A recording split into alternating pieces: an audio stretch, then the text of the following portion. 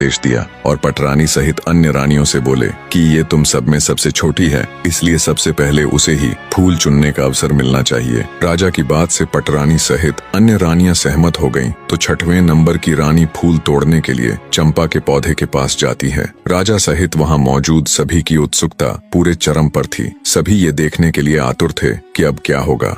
रानी ने पेड़ के पास जाकर जैसे ही फूल तोड़ने के लिए अपना हाथ आगे बढ़ाया, तभी चंपा के पौधे से आवाज आई, रुकिए रानी जी, आप मेरी आज्ञा के बिना मेरे फूल नहीं तोड़ सकती। पौधे की आवाज सुन रानी ठिठक कर वहीं रुक जाती है। चंपा के पौधे से आई आवाज इतनी स्पष्ट और तेज थी कि राजा सहित वहां मौजूद सभी लोगों ने उसे सुना। अब तक तो राजा ने सिर्फ अन्य लोगों के मुख से ही बोलने वाले चंपा के पौधे के बारे में सुना था, पर अब जब उसने अपने कानों से सुना तो वो भी हैरान रह गया। उसके आश्चर्य की कोई सीमा नहीं थी। तभी चंपा के पौधे से आवाज आई, बांस भैया, हमारी सौतेली छोटी माँ हमारे फूल तोड़ने आई है। मैं टूटू या लगूं आकाश? बांस के पौधे में से आवाज आई, बहन चंपा, लग जा आकाश, ये तो तुम्हें छूने योग्य भी नहीं है। क्या तुम्हें याद नहीं कि इन्होंने हमारी माँ के साथ कैसा अत्याचार किया है? इसलिए बहन इनके बारे में मत सोच और लग जा आकाश। बांस के इतना कहते ही चंपा की डालियां फिर से ऊपर उठी और आकाश को छूने लगी। रानी पौधे की बात सुन हैरान थी कि ये पौधा क्या बोल रहा है, कहीं हमारी पोल ना खुल जाए। उसकी सिट्टी पीटी गुम हो गई।